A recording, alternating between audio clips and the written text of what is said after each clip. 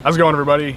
Andy McCullough from the Los Angeles Times here with Bill Plaschke and Dylan Hernandez, also of the Los Angeles Times. And Dodgers fans, we are here to talk about the worst game of your life, Game 5 of the 2017 World Series. I'm still having nightmares. Just about being on deadline? It wouldn't end.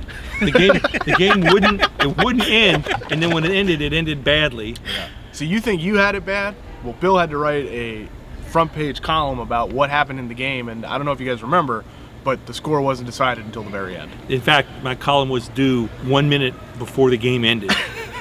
So I wrote, and they ended up, what appeared in the paper and online, they cut out 15 inches of my column. They cut 600 words taken out of my column because I wrote like 2,000 words because I didn't know when to stop. One of the signature moments of that game was the Dodgers sort of giving Kershaw a 4-run lead in the 4th inning, him being unable to hold it, and then giving him a 3-run lead in the 5th inning. Kenta Maeda gave up a 3-run homer to Jose Altuve to tie things, and it was sort of a, obviously there's been a lot of debate about Kershaw's postseason legacy here in Los Angeles. In my opinion, he's pitched a lot of good games and a handful of less than good games, and this obviously falls in the second category, Dylan. Yeah, and it was kind of, right, they get a couple, they scrap together a few runs early, and you're kind of feeling pretty good about the way everything's going. And, in the first 3 innings, right, I mean, it was going pretty smoothly, and then all of a sudden, it just kind of turned there, and it was... Boy, but it wasn't just Kershaw too, right? I mean, even after those leads, right? I mean, he like you mentioned, Maeda was the one that ultimately gave up the second lead, and he'd pitched so well in the postseason up to that point, and you're thinking, okay, he's going to come through, right? And then later in the game, you had like Brandon Morrow, granted, like he was like dead, but we didn't really know that at the time. Strong. Yeah, but when he's coming out of the bullpen, you're thinking, well, how heroic of this man, right? And he gives it up, right? Then they come back again, and then it winds up Jansen's the guy that blows it. What was the most revealing thing that you found in your story, Andy? The thing that surprised you the most about your story? The thing that surprised me the most is, I was talking to Dave Roberts about the game, and he mentioned that in the 5th inning, he, considered taking out Kershaw in the middle of his at-bat against Alex Bregman because he thought Kenta Maeda was the best option to get the 3rd strike on Bregman. And, Roberts described how that at-bat kind of flipped the whole series because if they'd been able to get through Bregman and get the 3rd out in the 5th inning, they would have turned over, they would have been able to bring in Maeda to start a clean inning in the 6th, and they still would have had a 3-run lead. And tying the game there in the 5th really brought the momentum back to Houston in a way that while the Dodgers were able to come back, they could not sort of hold on at any point when they were ahead. I can't imagine him taking him out of that game, but I think that speaks to the respect they have for Kershaw, maybe the fear they have for Kershaw. Yeah, it's just, I think it reveals, like I said, just kind of the real challenges of trying to manage in real time and some of the things that we don't think about when we're trying to, figure out why managers do certain things. And there was a lot in that game, to go to Brandon Morrow in the 7th inning, for example. That was Morrow called down and asked to go in the game, said, I want in. And they had Ross Stripling up and warming. And when Roberts was told that Morrow wanted in, he gave him the ball, and a lot of that is you wrote a great column in the winter about Ross Stripling in Game 2, the walk he had that sort of started one of the spirals in that game, and so sort of about the cascading effect and all the different factors that managers have to sort of juggle when they're trying to make these decisions. So Dylan, how did you handle yourself on deadline? Well, the funny thing about that, because that was a mess. And my story, by the way, you can look at my story, Google on LATimes.com. It's a disaster. It's not that bad. It's a mess. The funny thing about it, I got lucky, quote unquote, in that I wrote Kershaw. Oh, that's right. And because the game went so late, compared to what you guys had to do, it felt like I had a ton of time. What was your opinion on Kershaw after that game? At that point, what I wrote was that he leaves obviously a very kind of complicated legacy, and that there's a lot of admiration for what he's accomplished in the regular season. There's a lot of admiration, I think, for what he's done off the field in terms of a lot of his charitable endeavors. But he hasn't won the big one, and this city's all about championships. You don't win that one, you're not quite that guy. And I've been really kind of surprised, actually, around the All-Star break. I think coming out of the All-Star break, I wrote a column about, that this last half of the season could be Kershaw's last couple months with the Dodgers. And I got a surprising amount of email where people were saying, let the guy go. Which to me kind of seems very kind of counterintuitive from the standpoint of, right, we saw how popular Andre Ethier was. We see how popular Matt Kemp is right now. And this is guy is more accomplished than either of those guys. You know, when he retires, you can put a statue of him at the top of the park. I think stuff like that has a lot of value to a franchise that goes beyond the, you know, $150 million that you might have to put out for him.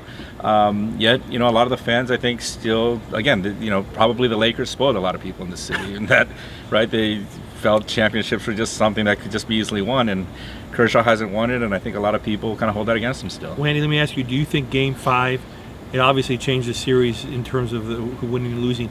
How much did the Dodgers, were they hung over? They came back and won Game 6. So, they did. So how much of this affected them throughout the rest of the series? Well, it's hard to say. You know, it's hard to say it.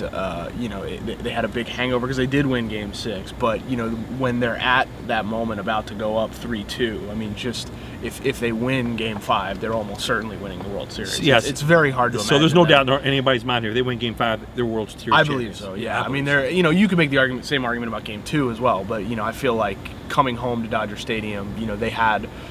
They would have been able to close it out and probably would have done it in 6. But it's a really harrowing sort of moment, and you know, it's the closest the team has been to winning a title since 1988. I mean, you know, they were you know, pretty much on the doorstep of doing it. When you really look at like the effect Game 5 had, what it did was it forced them to use Darvish again, which unfortunately was kind of. Now, Andy, I'm trying to remember.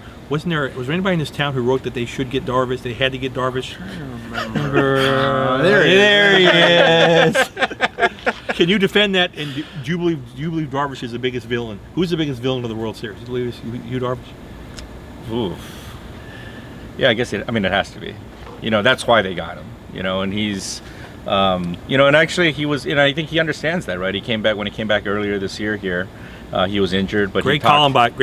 He talked just about how sorry he was, you know. You know, for me, this is my 3rd year on the beat, and one of the real challenges has been trying to contextualize sort of, you know, Clayton Kershaw in the postseason, and it's something you guys would struggle with sort of, you know, before I got here. It's because there's a lot of games where he pitched them forward. You know, there's a lot of games where he took the ball on short rest, and there's a lot of times when he did things that, you know, most other pitchers wouldn't have been able to do. And you know, you have to be you have to recognize those. And at the same time, there are these, you know, sort of, you know, unforgettable moments, you know, whether it's, you know, in 2014 or you know, Game 6 in the NLCS in Chicago, or you know, Game 5, and it's you know, I think he in a lot of ways is a victim of his own success. You know, he sets such high I talked to John Smoltz about this for the story, you know, and Smoltz was saying that, you know, he pitched for a long time, and he very rarely had a season comparable to any one of the seasons that Kershaw's ran off in the last, you know, 5, 6, 7 years. And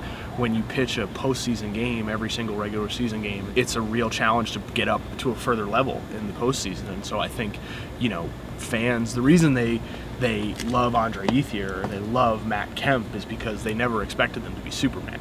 You know, Andre Ethier could go out and go 0 for 4, and the next day could show up and still get, you know, a huge applause because people remember him for the good things. They don't expect perfection from him, and I think, you know, that's the standard that Kershaw has set for himself, and you know, sometimes I think he's been a victim of it. Well, that's like all of our town stars, from Kobe to Shaq to Pete Carroll, their legacy is very complicated. Yeah. I think it is, and I do think I've never seen it more than this athlete, where the anger toward Kershaw for a few starts seems to be louder than the praise and love for all else he's done, and I don't think that's fair. And I'm going to write this. I think the Dodgers should keep him here.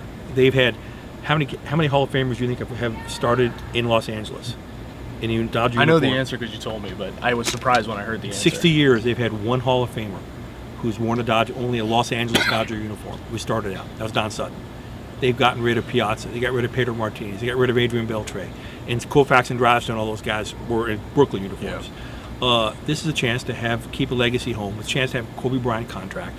The Dodgers should keep him, and I suspect they will keep him. Yeah, you know, obviously the real number that you have to kind of beat is the 65 that he's owed over the 2 years. You know, add 2 more years, make it a round 100. I don't know. That's not. You know, I don't know. It's great, we'll see. see. There'll be lots more going on, Dodgers-related content. You can read all of it in the pages of the Los Angeles Times and also at what is our website? LAtimes.com/Dodgers. Have a great night.